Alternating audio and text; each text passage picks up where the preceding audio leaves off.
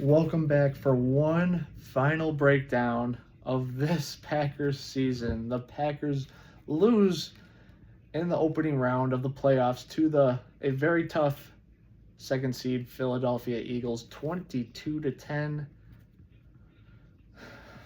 Sad day. Sad day that this is the last episode I'm breaking down for the year. Let's get it started right away. Jordan Love played like shit today. 20 completions for 33 attempts, 222 passing yards, 0 touchdowns, and 3 interceptions to go along with a beautiful 37 QBR rating. Definitely didn't need that. If you would have told me 0 touchdown passes, 3 interceptions, I would have basically said there was no point in even showing up today. Weirdly enough, Jalen Hurts only had 131 yards passing today. Did have 2 touchdown passes, but you start the game off, you had to come out with, some fire in your ass, some fire in that belly to, punch these guys in the mouth. And they frankly did the opposite today. Everything that had to go wrong for Green Bay did seemingly go wrong today. Starting off the game with a special teams return, Packers get the ball to start the game. What happens? Keyshawn Nixon, your 2-time All-Pro kick returner, fumbles the ball. You can go in that battle if it was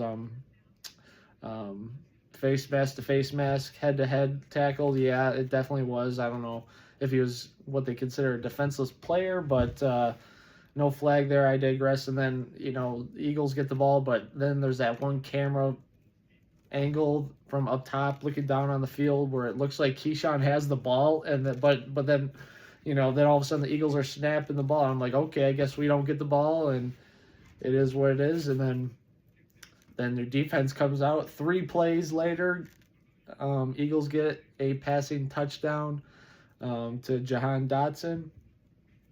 Can't really blame the defense all that much. We'll get into it later because I thought they played a hell of a game. But you start off the game fumbling the ball on the return team. And then 3 plays later, your defense gives up a touchdown. And then, so you're going to need your offense to, come in fucking hot. What do? They go 3 and out to start their first drive and then punt the ball. So it was just one of those days for the Packers. Like I said, Love had 212 yards, 0 touchdown passes, 3 interceptions, and let's break down those interceptions. The first one, I guess, it was one of those 50-50 balls where he was chucking it down, trying to give Dontavian Wicks a chance. It was going to be a 50-50 shot.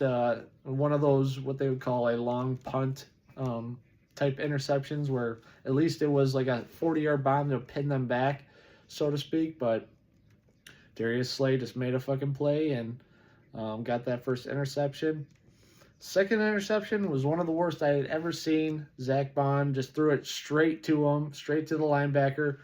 Now Tucker Kraft stumbled out of his 3-point position out of the break, and I don't know if Love just anticipated him continuing his route, but Tucker Kraft just stopped and just threw it straight to Zach Bond. I'd be like, okay, what the fuck, Kraft? Like, why didn't you keep trying? But to the same extent, Jordan Love, he just threw it to the linebacker, like just threw it right to him. So it's just absolutely ugly play. Changed. I feel like that's when it really felt like the Packers season was over after that pick. And then the game was already over, but Packers trying to bring it down to the end, still down by 12 points, and trying to get a touchdown and maybe set up an onside kick with like a minute left. Love throws a 30-yard, into the end zone interception to Quinyon Mitchell. It was double coverage shit. Quinyon Mitchell, the rookie out of Toledo, gets the interception, and that was all she wrote. I've had so many heartbreaks as a Packers fan, especially when it comes to playoff. More heartbreaks that would last certain fan bases a lifetime. Like, I have so many scars but this doesn't even rank as a disappointing loss. It just felt like nothing really. In a way, it kind of makes things a little bit easier, but it still sucks that your season's over. But the game ended, I was just kind of like, it kind of is what it is, You know, once again, I reiterated this all season, but this was the youngest team to make it into the playoffs in the last 45 years, second only to last year's team, ironically. So last year's team was the youngest ever in 45 years. This year's team is the second youngest team ever. I think they are technically actually younger than last year's team, but because Brandon McManus is on the active roster, that kind of bolstered up their age a little bit. But I'm kind of gonna backtrack a lot of what I said this year. So, but that's the beauty of these videos. But I love that idea. I love having this foundation that you have these guys, these young players that are gonna grow together and become one good unit, and hopefully, kind of like what Detroit's doing right now, and kind of what the Packers have done, going back to their 2010 Super Bowl. Let's build these guys up, and you're hoping next year, that third year all together, that they're going to get this shit done. But I think I'm sick of being the youngest team in the league because, man, the Packers, nobody beats the Packers better than the Green Bay Packers. Tell me I'm wrong. Tell me I'm fucking wrong. It's not even like the Eagles didn't even, once again, the Packers had 11 wins this year, and then they went 0-7 against them. Then the Packers themselves beat the Packers 7 times. That's their 7 losses. None of the teams, except for maybe one Detroit game, the first Detroit game, but the other 6 games, it was all the Packers beating themselves. If it's pre-snap penalties, if it's horrible, penalties, like costly penalties, like stupid shit, like pushing guys out of bounds, roughing the passer, just dumb shit. Penalties killing us this year. Just one. Nobody beat our ass like that. Just like I don't know. I'm just kind of lost for words right now, but just upset that the Packers lost. But like I said, nobody beats the Green Bay Packers better than the Green Bay Packers. And this 2024 Packers team, they're a good team, but they consistently did too many stupid things to be great.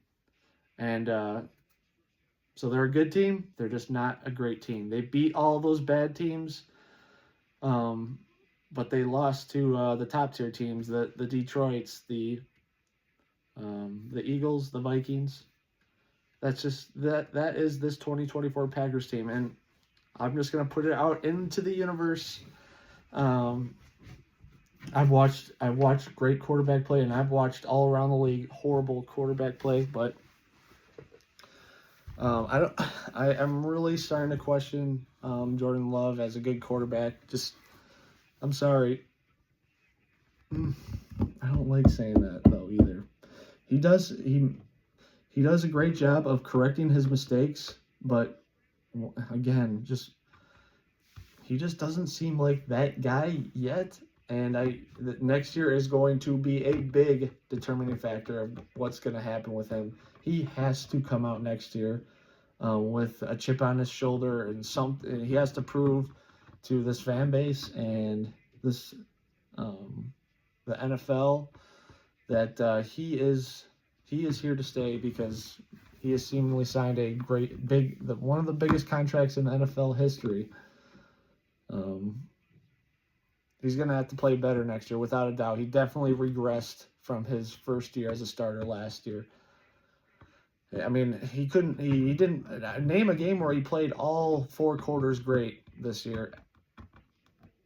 I can't think of a single one. He played, a couple games he played 2 great quarters or 3 great quarters, but he never played all 4 quarters great, pinpoint accuracy, making good decisions.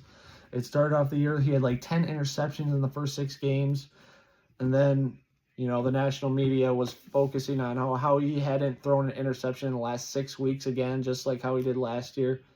But with that being said, he kind of, you know, wasn't making those gunslinging throws that what made him pretty good this year.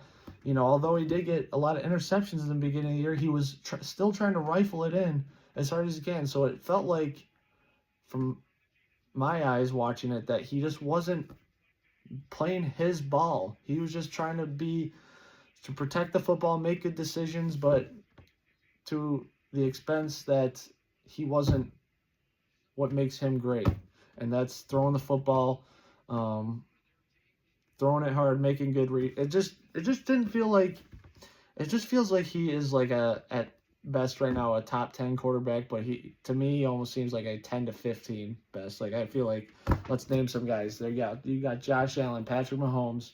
I like the Jaden Daniels guy. You know, Herbert's pretty good. Joe Burrow, Lamar Jackson. Um, you know, Jared Goff's playing great. Sam Darnold was playing great up until these last couple of weeks. Um, you know, that's like 9 right there. So, and I know I'm missing some guys. So it just feels like Love is not. Jalen Hurts is a good quarterback when healthy. Felt like the Packers just feels like Love is just he's definitely regressed. That's just without a doubt. And but I want to talk about Josh Jacobs today. He had 18 carries for 81 yards and a touchdown with a beautiful 31-yard run, just driving multiple dudes for 10 yards into the end, down to the 1, I should say, but very close to the end zone. That guy is a dog. You know, I've been hearing has Josh Jacobs. He's been so great these last few weeks. Has it ultimately led the passing offense to be that poor all season because the main focus is we want to give Josh Jacobs the ball? I don't know, because Aaron Jones was really great down that stretch the last 6 games last year, and the passing offense was also great. So I don't think Josh Jacobs stunts this offensive play style to Matt LaFleur's expense, but I think it's just a Jordan Love thing, to be honest. And you know, I'm shitting on Love right now but it also doesn't help when you lose multiple, and I'm gonna, you know, do the list right here. All the guys that got injured today. Romeo Doubs looked like a concussion today, so even if the Packers won, I don't think he'd be playing next week. Jaden Reed went out in like the 3rd or 4th quarter, who was having a great game up until that point. Love to see that from Reed, but did not return to the game. Elton Jenkins got hurt in the first quarter with Nolan Smith from the Eagles ramming his head into the shoulder of Elton Jenkins, which caused a stinger, I guess, that let him out for the rest of the game. More on that in a second. Josh Myers went out in that final drive of the game. Apparently walked out of the locker room with crutches and a boot. So wonder if that's the last time he ever plays for the Green Bay Packers, with him being on a contract year. Quay Walker got hurt today. Devontae Wyatt went out in the first quarter, did not return. Just so everything that went wrong for the Packers absolutely did. All your top guys got hurt today. It was just one of those days where you know, when it comes, you didn't have Christian Watson, you didn't have Jair Alexander. Again, shoulda, woulda, coulda, but that's the NFL for you. One of those things. And I love Malik Heath. I love Bo Melton, but it's just when, you know, those guys were making key snaps on for the wide receiver position, and just kind of is what it is. I want to talk about Luke Musgrave. Why isn't he in the game? I mean, just a shit year for him. Like, where was Luke Musgrave all game? A 2nd-round pick, a big body type tight end that you really liked. Where was he all game? I just want to mention that for a second. Moving on to the receivers, Jaden Reed, like I said, had 4 catches for 46 yards. Dontavian Wicks, 2 catches, 39 yards. Tucker Kraft, who is a dog.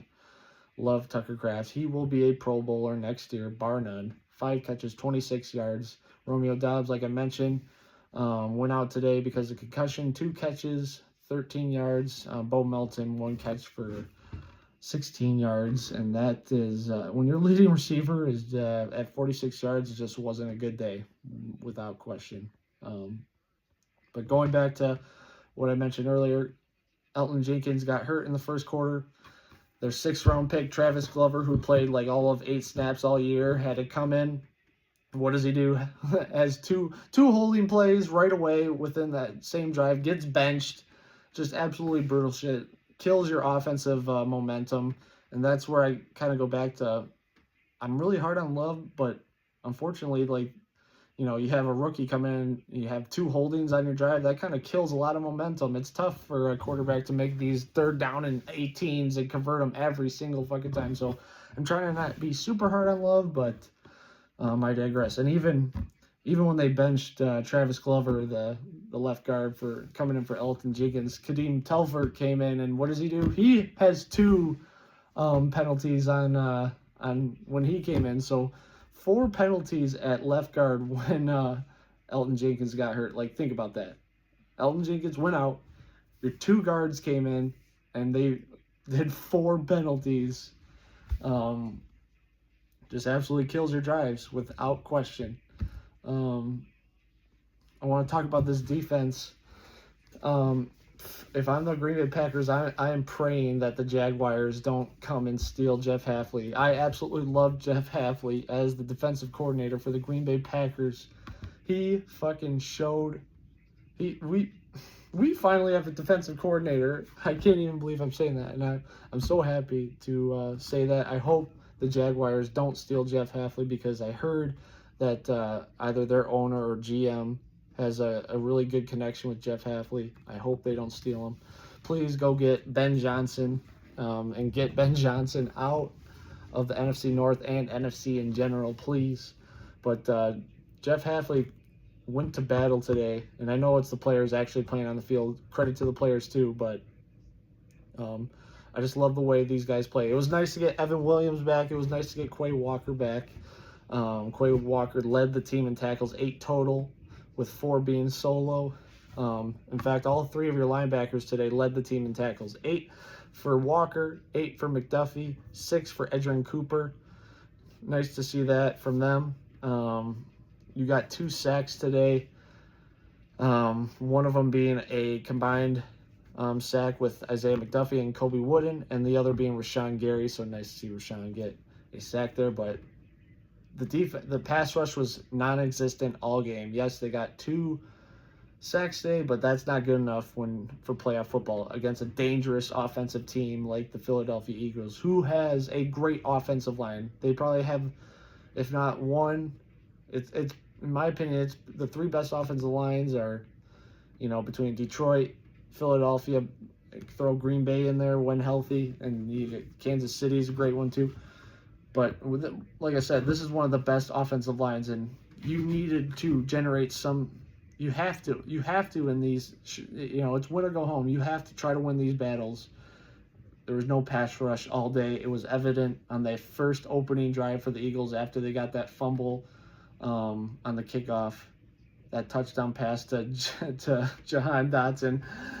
Jalen Hurts had all day to throw, all day. He had like 12 seconds to throw that touchdown, and he did. There's no pass rush all game. Didn't help that Devontae Wyatt went out in the first quarter, but not to jump ahead too early, but your first, second, and third round picks in this upcoming draft absolutely have to be, and it doesn't matter which order, I don't care, but they have to be edge, cornerback, and receiver, whatever order you want to do. And I'm assuming they're not going to draft a wide receiver in the first round. But in my opinion, you have to draft those positions in this draft in the first 3 rounds. Wide receiver, cornerback, and edge. Because seemingly Jair is going to be gone. Just way too injury prone, unfortunately. I would love to have him back and be healthy, but I think it's just time to move on, unfortunately. He's a big contract too, but I think you just kind of have to rip the Band-Aid off with that. It sucks because I know he could be great, but that's just kind of is what it is. But right now you got Keyshawn Nixon and Carrington Valentine, a 7th-round pick as your starting corners, with Eric Stokes being the first backup right now, and he has seemingly been a failure when it comes to his draft spot that he was drafted a first-round pick 4 years back. So he will not be back on the Packers. I'm praying that he's not, at least. So you need to address cornerback. And I say all this too because Green Bay Packers are finally out of cap hell, and they will now, I want to say they're in the top 15 of most cap going into next season. They might be even in the top 10. So I would be absolutely shocked if Goody and company aren't aggressive this offseason at getting free agents this year. Whether it's cornerback, whether it's edge, whatever. I would be shocked if Goody isn't aggressive because the foundation is there. The offensive line is very good. They didn't play great today. Zach Tom didn't play great today, but you got a first rounder in last year and Jordan Morgan that's going to be coming back. That's most likely going to be starting next year. You have Josh Jacobs. These wide receivers you would hope get better this offseason, and I'll go into that more in a second. But the foundation is there. The defense is there. Now you need to be aggressive and really hone in. Get those Reggie Whites. Get those Charles Woodson guys. You need to win a Super Bowl. This team hasn't been to the Super Bowl in 15 years. 15 years now. Let that sit in. The Green Bay Packers, the 13-time world champions, haven't been to the Super Bowl in 15 years. That's way too long. Way too fucking long. I need to have my kids watch this team in the Super Bowl. Thankful to have watched them win a Super Bowl in my lifetime, but I need that again so badly. So freaking badly. Man. Credit to the Eagles, though. They are a fucking amazing team. They have so many great players. They got so many Georgia Bulldogs on their team. Their Georgia Bulldogs are way better than ours. They got Jalen Carter. They got Nakobe Dean. They got Jordan Davis, Nolan Smith. Their Georgia guys are playing their ass off. Our guys are either injured or pursuing to the ball horribly, a.k.a. Eric Stokes, a.k.a. Quay Walker, a.k.a. Devontae Wyatt. It's going to be a long off season, but I wanted to make one final point. I was wrong. I want to say I was wrong that I really like the idea of having these not a number one receiver and having these defensive coordinators be like, all right, who do we have to cover? Who do we have to swing defensive coverage to? Well, I am definitely a believer now that we need a number one receiver, and I would absolutely love to have Davante Adams back. I think don't quote me, but I think he's under contract with the Jets still technically next year, but I don't think that they're going to want to keep him, so they are going to have to send him off. I would absolutely love if we can get Davante Adams back next year. To tell me that he wouldn't be, Davante Adams wouldn't want him for the long term, but tell me he wouldn't be great for 1 or 2 or even 3 more seasons. Be great. He's proven that he is still great. He was just in bad situations with the Raiders, but he even still threw up numbers, so I don't even care. I want Davante Adams back. I want that leader in that wide receiver room. You can't, and not the dog on these guys, but Romeo Doubs and Christian Watson and second-year guys, Dontavian Wicks and Reed, they can't be the lead. We need a leader in that wide receiver room. Like we need that Randall Cobb. We need that Jordy Nelson. We need that Davante Adams in that wide receiver room. And I want it to be Davante. And to go along with drafting another wide receiver in that in next year's draft in Green Bay, which I will be at. But we need a number one receiver. The list of free agent wide receivers is not very good looking. You got guys like T. Higgins, which I and a lot of people like him. I liked him a few years ago, but I don't think I want him now. So there's T. Higgins, there's Keenan Allen, there's Chris Godwin, there's DeAndre Hopkins. It's just like it's all these 30-plus-year-old dudes. And yes, I know Devontae is like in his 30s, I believe, but he is still a weapon. And he knows this coaching staff and this group. So I really, it's either get Devontae or man, hit on one of these receivers in the draft, please. But I do really think that your first and second round pick has to be cornerback and edge, and that's just such the Green Bay Packers way.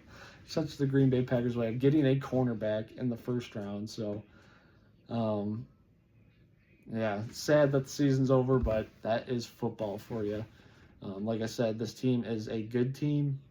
They just made way too many stupid.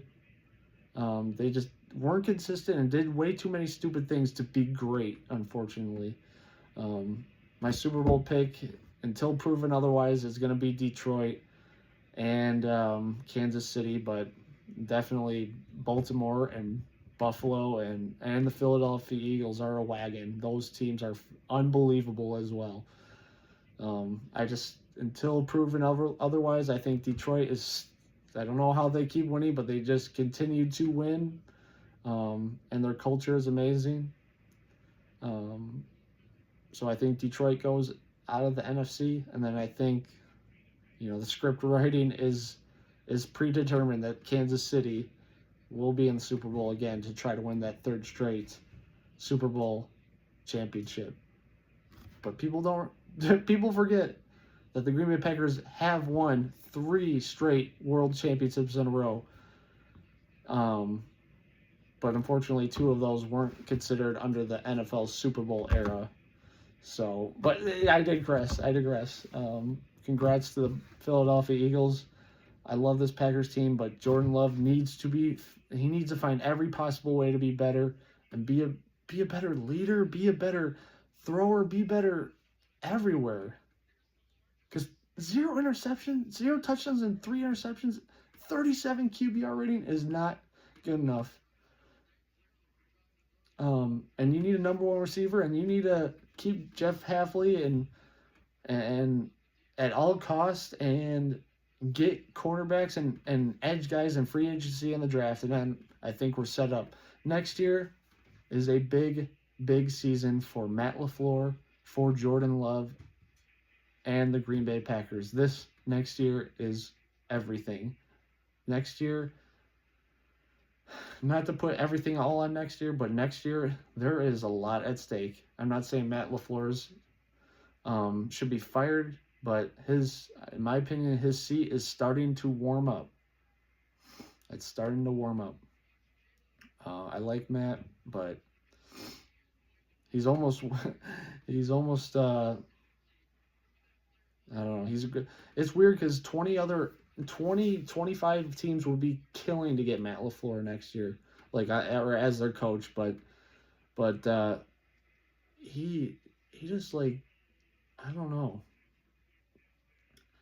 We can't be doing this, going as a 7th seed again for 3 straight years. Like, we just can't. We need to be better next year, without a doubt. And I'm saying all this, once again, this is the youngest team in the NFL, but still, we have to get better now. We have to add some veterans, I think, next year. I don't want to be the youngest team again next year. Let's get some veteran leaders in that locker room. And let's go make a deep playoff run, get to the NFC Championship, and win it next year. I want to win and go to the Super Bowl next year. I believe in this team, but they have to do the right things now, starting right now. And I got faith. But I just want to thank you guys so much for watching these videos. If you even watch for a second, I get some of these are so long, so you can't watch every single one of them. But I just want to thank you guys from the bottom of my heart for watching these, because these have been so fun to do. And I haven't checked it all yet, but I haven't dived too deep into it because I've been so focused on this season. But I want to say we doubled or tripled the amount of views from last year's season. So just thank you guys for anybody who likes this, comments, anything, and watches these videos. It means so much.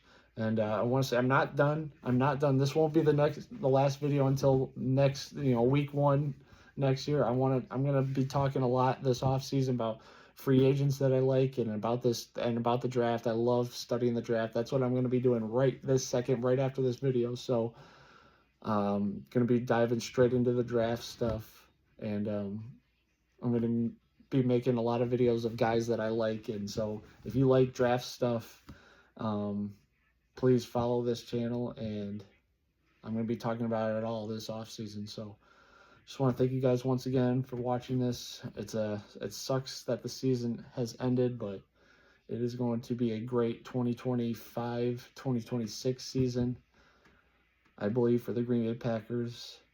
But for right now, it's just not our time just yet. But I think next year is going to be a big, big, big year for the Packers, good or bad. So thank you guys for watching, and